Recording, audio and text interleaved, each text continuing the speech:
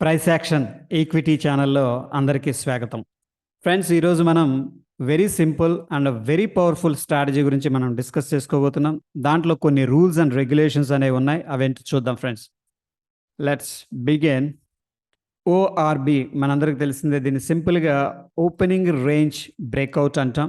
First 15 minutes candle ఏదైతే high లో ఉందో ఆ మొత్తాన్ని కూడా కలిపి ఓపెనింగ్ రేంజ్ అంటాం. మనకి 9:15కి మార్కెట్ క్లోజ్ అవుతుంది. 9:30కి ఏదైతే క్యాండిల్ క్లోజ్ అవుతుందో 15 మినిట్స్ టైం ఫ్రేమ్లో ఆ మొత్తం రేంజ్ని కూడా ఓఆర్ కింద కన్సిడర్ చేస్తాం ఫ్రెండ్స్.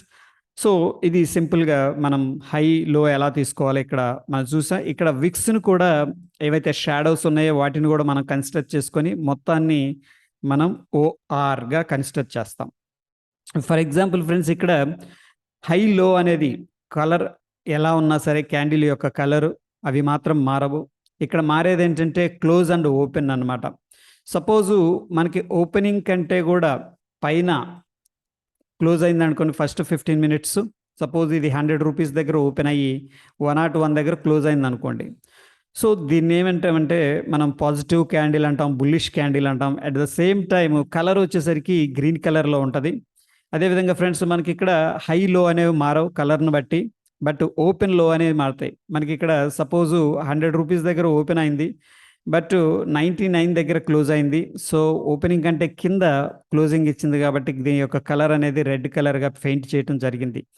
సో గుర్తుపెట్టుకోవాల్సిన విషయం ఏంటంటే హై లో అనేవి కలర్ని బట్టి మారవు, ఓపెన్ క్లోజ్ అనేవి మాత్రమే మారుతాయి. Coming to the concept gap. So friends, gap అనే అప్ లేదా డౌన్ అంటాం.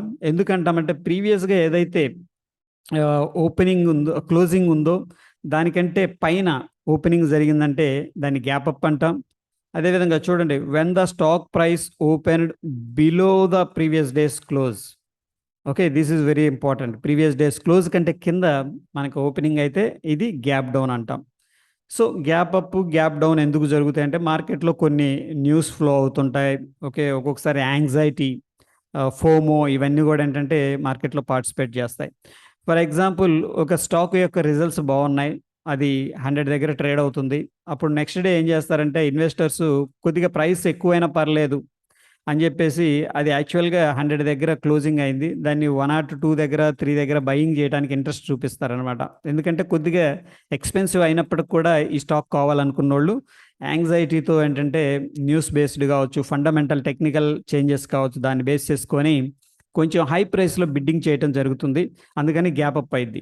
సో ఫర్ ఎగ్జాంపుల్, ఒక కంపెనీ మంచి రిజల్ట్ ఇవ్వలేదు, లేకపోతే ఏదన్నా బ్యాడ్ న్యూస్ వచ్చింది, అప్పుడు ఏమవుతుంది అంటే 100 రూపీస్ దగ్గర ప్రీవియస్ క్లోజింగ్ ఇచ్చింది. వాళ్ళు ఏంటంటే ఇది బ్యాడ్ న్యూస్ ఉంది కాబట్టి ఇది ఇంకా పడిపోద్దని అది 99కో 98కో ఆఫర్ చేస్తారనమాట కొనుక్కోమని చెప్పేసి. అంటే డైరెక్ట్ గ్యాప్ డౌన్ అయింది 2 రూపీస్ 3 రూపీస్ ఇక్కడ. ఓకే, సో న్యూస్ అండ్ టెక్నికల్స్ని బట్టి ఇవి ఏంటంటే గ్యాప్ అప్ అవ్వటం లేదా గ్యాప్ డౌన్ అవ్వటం అనేది జరుగుతూ ఉంటుంది ఫ్రెండ్స్. సో ఇక్కడ మనం అబ్జర్వ్ చేస్తే ఫర్ ఎగ్జాంపుల్ గ్యాప్ అప్ సినారియోలో చూడండి, మనకి ప్రీవియస్గా ఓపెనింగ్ 90 దగ్గర అయింది, క్లోజింగ్ 100 దగ్గర అయింది. But next day morning for example 101 దగ్గర ఓపెన్ అయింది అనుకుందాం. ఓకే, 100 దగ్గర క్లోజ్ అయింది, డైరెక్ట్ 101 దగ్గర క్లోజింగ్ ఓపెన్ అవుతుంది కాబట్టి 1 రూపీ ఉంది ఇక్కడ డిఫరెన్స్, దాన్ని మనం గ్యాప్ అప్ అంటాం. ఓకే, అదేవిధంగా ప్రీవియస్ డే 100 దగ్గర క్లోజింగ్ అయింది. ఓకే, బట్ మనకి ఇక్కడ 95 దగ్గర ఓపెనింగ్ అయింది. ప్రీవియస్ క్లోజ్ ఎంత 100, ఓపెన్ అయిన price 95. So 5 rupees difference gap down అయిందనమాట. దీన్ని గ్యాప్ డౌన్ అంటాం. కమింగ్ టు ద స్ట్రాటజీ, ఇక్కడ చూస్తే ఫ్రెండ్స్ మనకి గ్యాప్ అప్ లేదా డౌన్ స్లాష్ మర్చిపోయాం, అట్లీస్ట్ ఏంటంటే 1.5 to 2%. అంటే మనకి ఇది ఫిల్టర్ చేసుకోవాలి. దానికి ఎన్ఎస్సి వెబ్సైట్ చూపిస్తాను ఎలాగో. సో స్టాక్స్కి జనరల్గా ఏంటంటే మినిమం మనకి 1.5 to 2% డిఫరెన్స్ అనేది ఉండాలి, అప్పుడే దాన్ని మనం కన్సిడర్ చేస్తాం. అండ్ ఇండిసెస్కి అబవ్ 5% ఉంటే దాన్ని ఇండిసెస్లో మనం తీస్తాం. అంటే నిఫ్టీ కావచ్చు, బ్యాంక్ నిఫ్టీ కూడా మనం ఈ కాన్సెప్ట్ యూజ్ చేసుకొని ట్రేడ్ చేసుకోవచ్చు. సో బై చేయాలంటే above the ORB opening range, sell trigger అవ్వాలంటే below the ORB. So stop loss అనేది వెరీ వెరీ ఇంపార్టెంట్ ఫ్రెండ్స్. ఇక్కడ సపోజ్ ఓఆర్బి అనేది మనకి మోర్ దాన్ 1% ఉందనుకోండి, అప్పుడు ఏం చేస్తామంటే ఓన్లీ 1% మాత్రమే స్టాప్ లాస్ పెట్టండి. సపోజ్ ఓఆర్బి ఒక 2% ఉందనుకుందాం, అంటే ఇది పెద్ద స్టాప్ లాస్ అయిపోద్ది.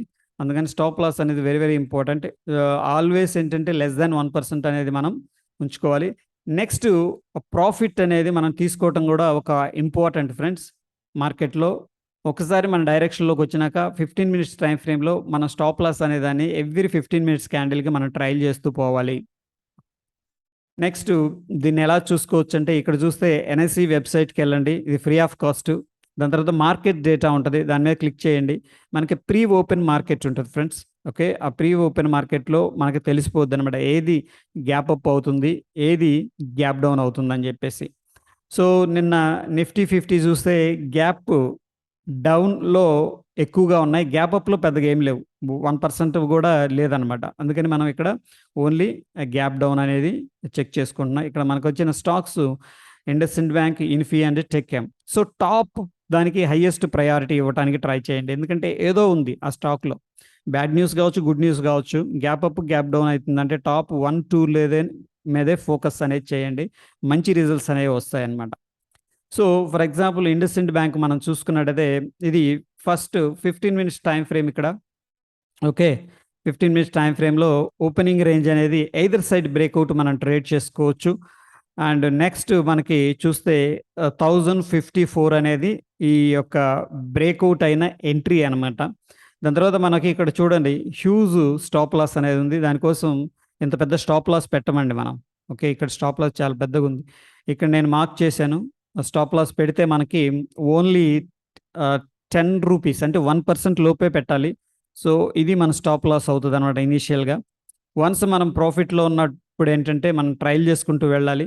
So end of the day దాకా హోల్డ్ చేయాలంటే స్ట్రిక్ట్ స్టాప్ లాస్ పెట్టేసుకొని మనం 1:3, 1:4 ఆ విధంగా కూడా పెట్టుకోవచ్చు. ఎందుకంటే మంచి గ్యాప్ అప్ లేదా గ్యాప్ డౌన్ ఉందంటే అది ఏదో ఒక డైరెక్షన్లో స్ట్రాంగ్గా మూవ్ అవుతుంది అనమాట. ఈ కేసులో గ్యాప్ డౌన్ అయింది, బట్ ఏంటంటే సెల్లర్స్ ట్రాప్ అయ్యారు ఎవరైతే సెల్ చేశారో, ఎందుకంటే అప్పర్ సైడ్ బ్రేక్అవుట్ అయింది, అక్కడ నుంచి కూడా కంటిన్యూ అనేది అయిందనమాట. ఈవెన్ దో మనం నిఫ్టీ, బ్యాంక్ నిఫ్టీ ఒకసారి చెక్ చేయండి, అవి కూడా మనకి 0.7% ఉంది. దానిలో కూడా ఒకసారి చూడండి, బ్యాంక్ నిఫ్టీలో వర్కౌట్ అయింది, ఈవెన్ నిఫ్టీలో కూడా వర్కౌట్ అయింది. మీకు ఎలాంటి రిజల్ట్స్ అనేవి వచ్చినాయో కింద కామెంట్ అనేది చేయండి. అది ఫ్రెండ్స్ ఈ రోజుకి. ఈ వీడియో నచ్చిందని భావిస్తున్నాను. ఈ వీడియో నచ్చితే లైక్ చేయండి, షేర్ చేయండి, డెఫినెట్గా మన ఛానల్ని సబ్స్క్రైబ్ చేయండి. Thank you so much. Till then, take care.